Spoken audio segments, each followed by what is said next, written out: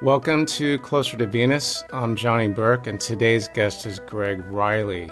He is a medium, channel, and intuitive coach, and in addition to mediumship readings, he uses his experience to help people tap into their intuition for higher performance. In this episode, we'll discuss what he's learned about the astral, the spiritual realm, and how to transcend the human experience. Greg, welcome to the program. Johnny, thanks for having me, mate. Really much appreciated. So, transcending the human experience, I'm curious, do most people even know what that is or not necessarily? No, not necessarily. A lot of people are actually fixated in their identity as who they are. Like, I am Greg, and I am my clothes, my bank balance, my car, my job, my family, and what I do. And most people are attached to what they do, not actually who they are as a soul, an entity, and an experience, and all that stuff. It's a bit of unlearning what people think that they are to bring them back to who they really are, which is an observer of consciousness in itself. An observer, okay. Kind of like a passenger almost. Passenger on board, yes. Yeah, that's a great explanation. I love that. So you are a medium and a channel. So Yep. How and when did you first discover that you had, I guess I would say, psychic abilities? I had stuff as a child, which I didn't really understand it at all because I used to do astral travel as a child. I used to be able to leave my body in the astral world of itself as a young child. But then I got my teenage years, puberty hit, went and played sport and all that kind of stuff. It wasn't until I tapped into meditation and martial arts in my late teens, early 20s that started to reactivate itself in that space again. I was always intuitive. I always had an ability, a bit like, say, a Mozart or a Beethoven was born with piano ability beyond anybody else. And I'm a firm believer everyone can learn intuition. Everyone can. It's our natural state. Our natural state is intuitive, loving, caring, abundant. It's our spiritual state. It's always there. It's the stories that get in the way. But I suppose I probably was born with more of a higher access to that stuff, especially when I talk about astral traveling as a kid, being able to walk out of the room and just see my body back down on my bed and going, well, that's interesting. And then be able to, jump through portals and stuff like that. Portals and astral travel as a kid, that must have been fun. I guess you probably didn't have as much use for toys as the other kids did, right? No, it was fun because I used to be able to go down in my road, jump through a portal, end up in my uncle's farm, some fair way away. And it was just natural and normal because you don't know anything different. You've got no idea that that's really abnormal in that space. But once you sort of grow up, and then I went to a Catholic school, and then you start to indoctrinated by the schooling system and all that stuff, those abilities tend to start to leave you. I didn't think anything different of it, and it wasn't until I was in my late teens I went, oh, this is not normal. But you just don't realise at the time. You just think, oh, that's just part of the young child, what happens, right? So. Right, because how could you possibly know that it was not normal at that age? So, correct. What kind of beings or things did you see when you were out in the astral? I always come across two young girls in white dresses. They were always there and every single time. They're like my sort of guardians. They weren't like angels or anything like that. They were like young girls. They were like 9 or 10 kind of years of age. Well, that's how they presented to me anyway, right? And they were always there with me. And they were always just guiding me and being with me in those experiences. They were very gentle, very kind. They had very strong feminine energy. And they sort of played with me and showed me things and took me places and all that kind of stuff. And they're still around me to this day. I used to dream about them all the time. It was very regular. They didn't have any names or anything like that. I didn't ask them their name. It was just a presence. When I saw them, I recognized them as people I already knew or spirits or energies I already knew. I didn't sort of find that I ran into a religious figures or anything like that or any evil entities or anything. It was more about just these two young girls just guiding me through the astral realm and exploring. The two girls in the white dresses, were they spirit guides? I think, yeah, what I've come to learn later on in life, they are definitely spirit guides for me. Yeah. That's what it sounds like. So did they have like modern dress or... A plain white dress, just a plain, like, I wouldn't say it was periodic to any kind of thing. It was like luminescent, right? They had sort of white hair as well too, right? So, and you couldn't really see their faces too much. It was just more of a luminescence, very high vibrational, essence to both of them. So any other beings or any other things of note that you witnessed while you were in the astral? It was only until, I suppose, when I went back into later on in life, when I started doing the meditation, martial arts, and going back into deep meditative states, that I came across your Merlins, your Thoth. I've had experience with John the Baptist at one stage. Yeah, really profound kind of thing. But a lot of stuff around, especially around the archetype of Merlin and itself, about the alchemy of that. And I've had many of journey in that space, but a lot of animals. I've seen there's eagles, leopards, all that kind of stuff. And when that stuff comes through, it's different in a way as well too. The animal spirits are very protective. That's why in that space, whereas the Thoth stuff, the Merlin stuff is more of a guide, a teaching kind of thing where they help me as far as teaching me about the spiritual side of life, the why we're here, what we're meant to do. Whereas the animal stuff's very much a totem, it's a protective space. I remember at one stage when an eagle sort of came in the back of me and just placed itself on my back and its wings opened up around me and just sat there and just went, I'm just here to protect the back of you. And then the leopard came to me at the front and was just like, I'm here, and it just filled up my chest area and stuff like that. I'm very grateful for the experience, because when you feel the presence of this and you feel the presence of these energies and these entities, you have this aspect of life is just not this existence here on earth. There is something more to what we're here to do and experience as well too. So it's quite life-changing, this space. But yeah, when you're sitting there, talking to Merlin about the archetypes of alchemy and stuff like that, I've had times when I've had Egyptian hieroglyphics just come down into my hands and stuff like that, and my hands get really hot, and said to my wife, so I feel this, she goes, my God, that's burning. I can feel the energy coming off this stuff, and these guys are channeling through me. It's profound. So you had no doubt that any of these experiences were imagined. They were very real. Yeah, and especially the stuff when I've had physical stuff happen to me, especially with my hands, where they start to really vibrate and the heat comes off them. And I've been able to have my wife witness some of this stuff. She's like, that is serious heat coming off your palm of your hands. But like half an hour before that, they were cold. So when I tend to go into a sort of a psychic state or a meditative state, my hands actually go very, very cold. But in these experiences, when these energies come through, both the chakras and the palms of your hands, they just vibrate and they get very, very powerful, and it's just this heat comes off, and it's quite profound. So when I see things like that, you're having a physical manifestation of the spiritual as well. It is something that you kind of go, yeah, there's the evidence as well. And speaking of the spiritual, this question does tend to come up a lot. The astral and the spiritual realm, are they the same thing? Astral was part of the spiritual realm. Part of it, okay. Yeah, so it's like we've got light, but light encompasses X-rays, gamma rays, all the other aspects of light. But we have light as the collective, but inside that you have all these frequencies of different versions of light. Same with the spirit realm. The spirit realm has different versions of the astral, and then beyond the astral, and then the consciousness and all that kind of stuff. So you've got different frequencies of the level of the spiritual realm. So the astral realm will probably be where you find your ghosts, your lost souls, the people who haven't passed over, in between states, and more of your playful spirits, negative spirits, some more demonic stuff as well too. So it's more of a lower vibrational part of the spiritual realm, but it's meant to be there for that reason.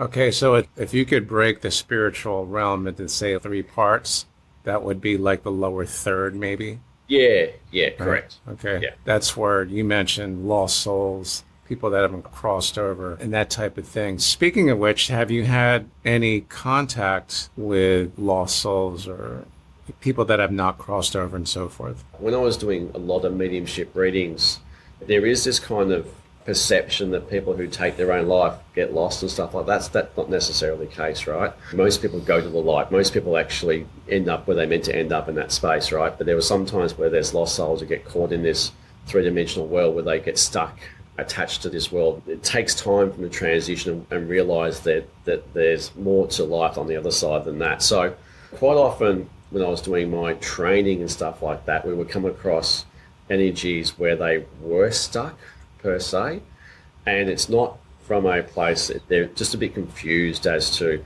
I'm not alive anymore, but I'm still very much attached to the earthly realm in that space, and they're sort of stuck in the energies of the earthly realm, and they don't want to let that go because they're fearful of what's on the other side. They may have done some bad things, something bad might happen to them, they may have that fear of God and brimstone and all that kind of stuff. But what you can do is actually help communicate with them and help them transition to the other side in that kind of way. So there's a lot of mediums who do soul retrievals, and they predominantly sit there with souls who are stuck in between the realms and help them transition over. A lot of it's based in fear. So the soul's got some kind of fragmentation or some basis of fear in the space, And you'll find all of it is soul fragmentation because something traumatic has happened in some way. Good point about soul retrieval and mediums who do help souls cross over, because one of my questions that comes up is, how do we help these souls? I don't think anybody wants them to be stuck there. One of my mediums that I've actually interviewed several times, I asked her once, I said, so you're kind of like a spiritual crossing guard. You help these souls go from where they are because they're confused or whatever the case may be, to go to the light. She goes, yes, that's exactly what I do. Yeah. Very cool. So do you still do mediumship readings or not really? I still do some, not as much as I used to, because I've morphed mainly now into the intuitive coaching space. But I still do see a number of private clients for mediumship side of things. It's one of the greatest jobs in the world to help people heal and be able to give them some evidence that their loved ones don't cease to exist, and that they can walk out of a session with me and kind of go, well, Greg says some things he shouldn't have known here. Exactly. He can't have known about this person. It's just the presence of love. And if we can help people sort of heal their grief and understand that their loved ones are watching over and they're with them, and they do miss them and they do love them, then we can give some comfort to people that are still here going through that grieving process. It's something I hear again and again. That's definitely on point. It does give people some comfort. For those that want to seek out a medium, how do we know if a medium's got genuine ability? Yeah, very common question, because what I was taught was by the spiritualist way of doing it, so a very British way of doing mediumship, so it's very evidentially based, right? So that's sort of the style I've been taught in, which basically you'll sit down in front of me, all I ask for is yes or no questions, and I'll just usually say, I've got a male here, I think it's your father, looks like he passed, there's a chest issue here, it feels like a heart attack, he's here 1 minute, gone the next, and then you'll start describing from that space. Now, that's what the medium should say. But if a medium says, do you have a guy, I think there's a person in your family that died of cancer and with the initial J. Do you have anyone with the initial J in your family that's died of cancer? They're the fake ones. Really? They're the ones who are fishing for stuff, right? Because I know 3 people with J's in my family who have died of cancer. So it's a very broad, rather than saying, hey, John, I've got, there's a male here. I think it's your father, comes with a fatherly presence. I feel like he's showing me the chest. I feel he's here 1 minute, gone the next is quick. And I feel like there's a heart attack there or stroke or some kind of way. But he's showing me blood. There's red there. Can you confirm? And that's what a good medium will actually do, was give you that kind of evidence and go from there, right? So rather than fishing for stuff. The other one is, I've got your grandparents coming through. 99% of people have got grandparents that have passed over, right? I've had mediums give me readings before, and it's like, are your dad's coming through to say hello? I never met him. So my thing is, well, why is he coming through? There, in that space there, you've got to understand that if you've got mediums are saying that your great-grandfather's coming through you've never met, that's crap. Why are they? They've never met them, right? So they're just fishing in that space, right? Because usually people are coming because they've lost someone very close to them and it's quite tragic. So you shouldn't actually have someone sort of just fishing around grandparents and all that kind of stuff. Now, you do have obviously occasional people who do come because they're grandparents.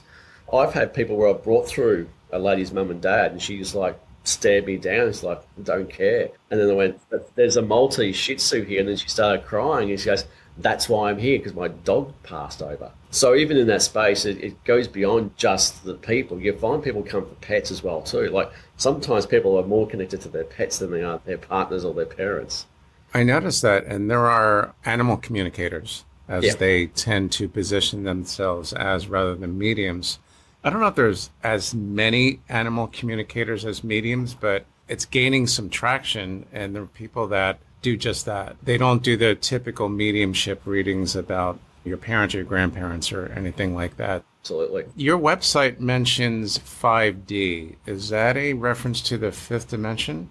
No, the 5D's reference is what I call the 5 dimensions of the human experience, right? So there's the physical, the mental, the social, the spiritual, and the financial. So they're the 5 aspects of what makes up a human being. And then you've got, on top of that, your 3-dimensional, 4-dimensional, 5-dimensional, trying to get you to the 5th dimensional space. So there's a play on words, right? So using the 5 aspects of the human experience to reach 5-dimensional reality. So it's related.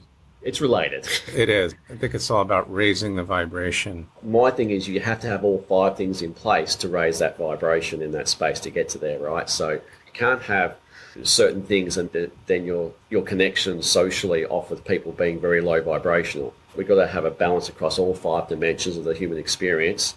And then from that space, you can start to ascend in the world of fourth, fifth dimension experiences. So with those five components, it's almost like getting a spiritual tune-up, sort of. Correct. Yes. Right? Yeah. You have to look at the fuel system, the exhaust, and all that good stuff. Let's talk about transcending the human experience. What exactly is it? Most of us, especially in the Western world, we've taught that success is based on what we have or what we can get or what we can attain. That leads to a lot of things that not necessarily go wrong in a human's experience because we're always trying to attain something. And the more we try and attain, the further we get away from who we naturally are. So what I'm trying to teach people is that the aspect of trying to get happiness or attain success or attain money, attain whatever relationship you have to validate your ego, to externally push out there and say, look, I'm somewhat successful or worthy, is not necessarily the path to that freedom and joy and happiness that we're all seeking.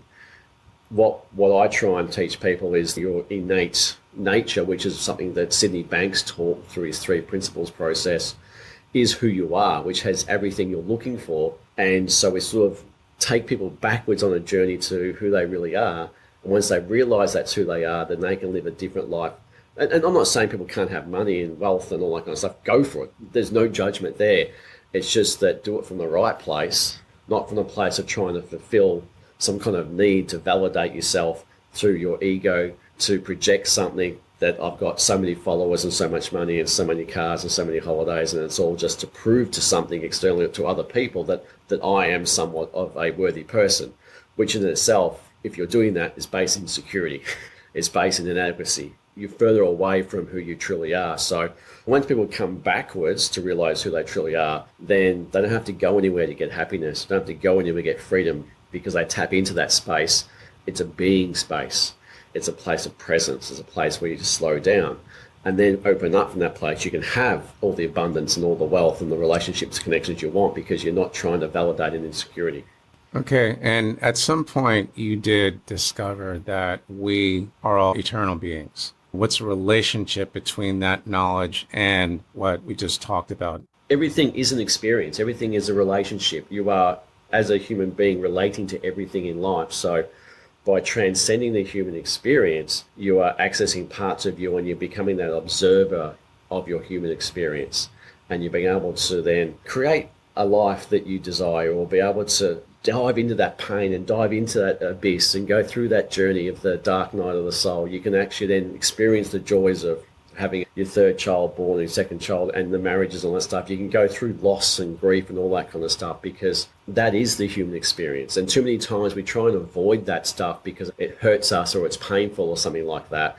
But the human experience in itself is to go down that path and have that experience.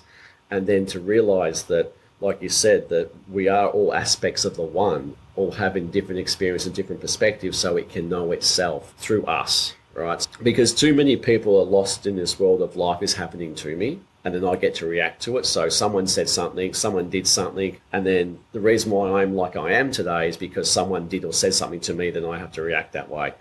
What it really is saying is that, no, I am the creator of my life. I am the creator of reality, and reality is a construct of my internal state, which is driven by my view of the world and my view of my experience here as a being, right? So it's really educating people on what is really the nature of reality and the nature of consciousness. What are some of the most important things you've learned from your journey, experiences in the astral, the spiritual realm, and obviously your mediumship? You're never, ever alone. And no matter how dark it gets, no matter how far down the abyss you go, there's always something or someone there to support you. And I know for some people it may seem dark and at times there's nobody there to support you, but what I've realized that if we open up to it, there's a very, very massively powerful force behind us there to help us through those dark times, through those challenges, through that adversity, because in those moments we find out who we truly are. We find that strength. We can find aspects of ourselves that we wouldn't normally find if we didn't have that experience. That in our most darkest times comes our light. It's like the phoenix rising from the ashes, that we can have profound experiences. And on top of that, what matters most in life is, and I can't remember who said this quote, people don't remember what you did for them. People remember how you made them feel. Very true. And one of the things I remember from many interviews with people that have near-death experiences, when they get to participate in a life review, they're made to feel how they made other people feel. Yeah. It happens almost every single time someone brings that up. But you brought up channeling earlier, some different beings, and this is a little bit different from mediumship, but you mentioned Merlin. Thoth, I think, was another. Yep. What other type of beings did you experience while you were channeling?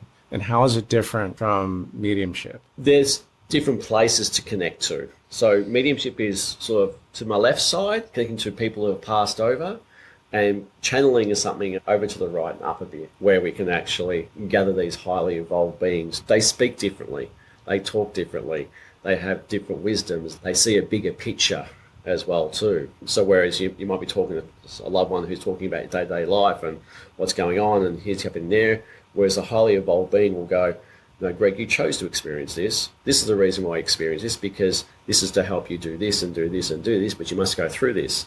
And this is what you actually called in. You actually called in to be born. You agreed to be born to your parents because of this, right? That was your choice. And these are the reasons why, because you're meant to learn this, this, and this, and this, right? If I'm channeling a very highly evolved being who's been around for eons, he's not going to come through, or she's not going to come through and talk about what kind of car you're going to buy in a psychic reading. It's never worked that way for me. I've always been talking about, okay, well, why are you going through this experience? Let me help you understand why you are where you are right now, and understand that you are the creator of this experience, rather than with a lot of psychic readings, people are kind of, okay, well, am I going to be rich and famous and where's my soulmate and all that kind of stuff? They're very low vibrational questions, where if you're channeling a very highly evolved spirit, that they will delve into the very natures of why you are where you are. That seems to recall some discussions I've had with people about soul agreements, right? Yep. You chose this life, you chose these parents, you chose this experience for not only your knowledge and your benefit, but maybe the soul group. So have you had experience in that in-between space where apparently these soul agreements, soul contracts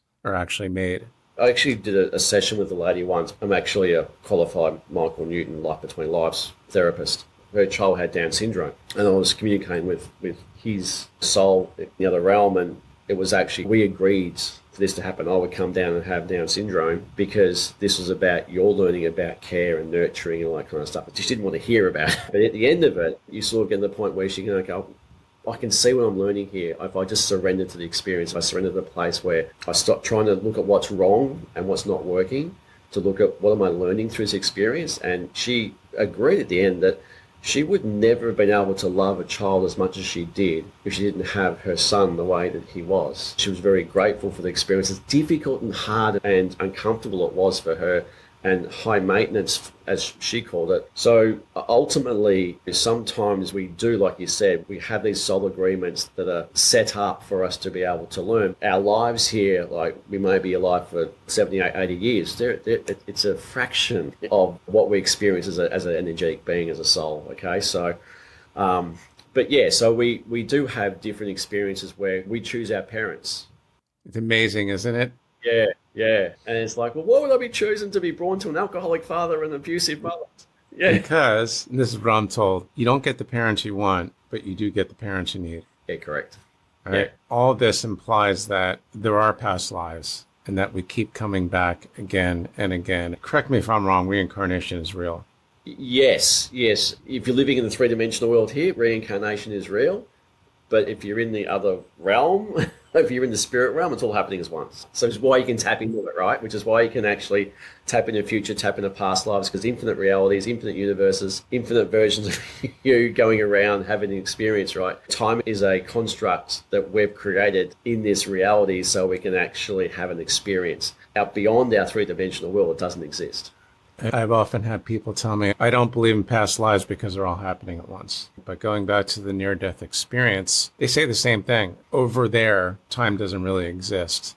It's really amazing when you look at that whole cycle. So you've obviously had experience with past lives one way or the other. Yeah, especially doing the Michael Newton stuff. That's some pretty profound work there that he put together as far as reincarnation, life between lives, the Brian Weiss stuff as well too. There's a lot of people out there who can remember their past lives and going back, and you can go and trace some of this stuff and see that they've actually clearly marked out stuff that happened, and they shouldn't have known that, right? So it is real, but we're never going to convince the people who don't want to be convinced. That's true. Maybe they're just in a place where they're not ready for it yet.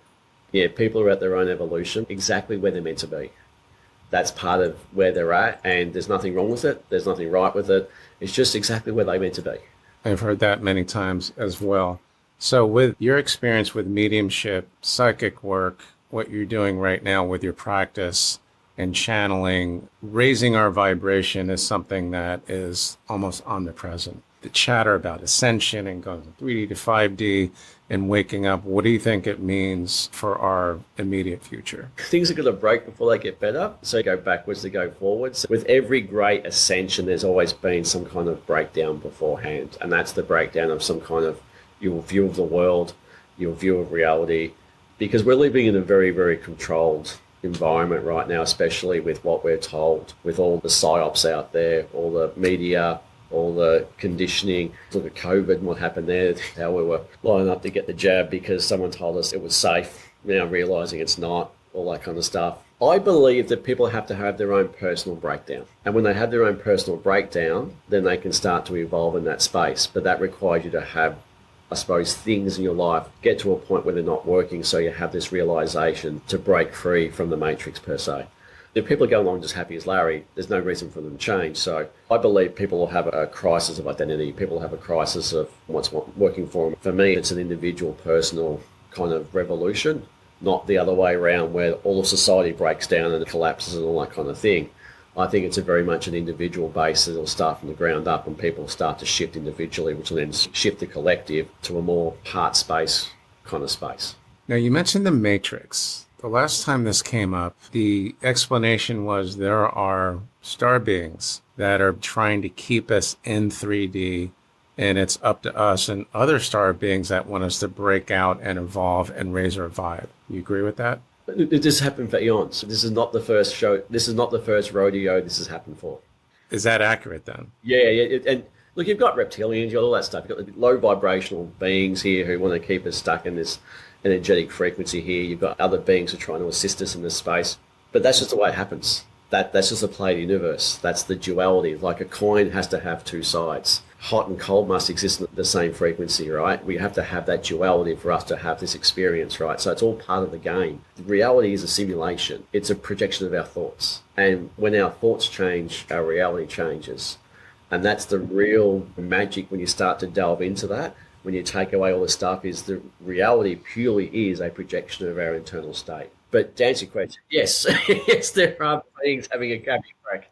It's up to us then to do our part to collectively raise our vibration so we can move on. Yeah.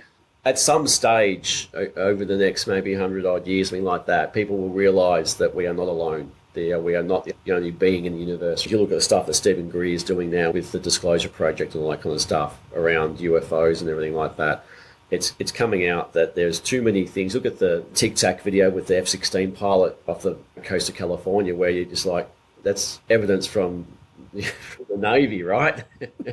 And some people are saying that this is reverse engineered. This is humans are flying this stuff, right? So I'm sure, yeah, there's multiple different races that we've encountered and are very much a play in this world, both trying to keep us here and some trying to help us evolve. It's a bit like the Star Trek thing. You can't interfere with the evolution of a race. They need to do it themselves. You can sort of just tap the sides a bit, but we need to do this evolution by ourselves. I agree. I just wish these star beings would just show themselves and just get it over with. But I guess that'll be in the next life, or maybe the next two lives.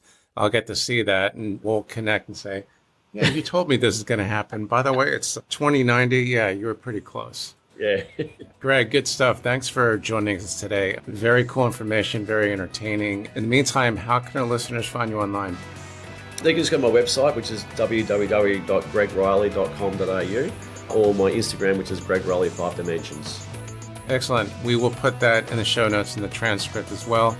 You've been listening to Closer to Venus. I'm Johnny Burke. If you enjoyed today's episode, please consider subscribing. In the meantime, you can find more info on closertovenus.com. Thanks for tuning in, and we'll see you next time.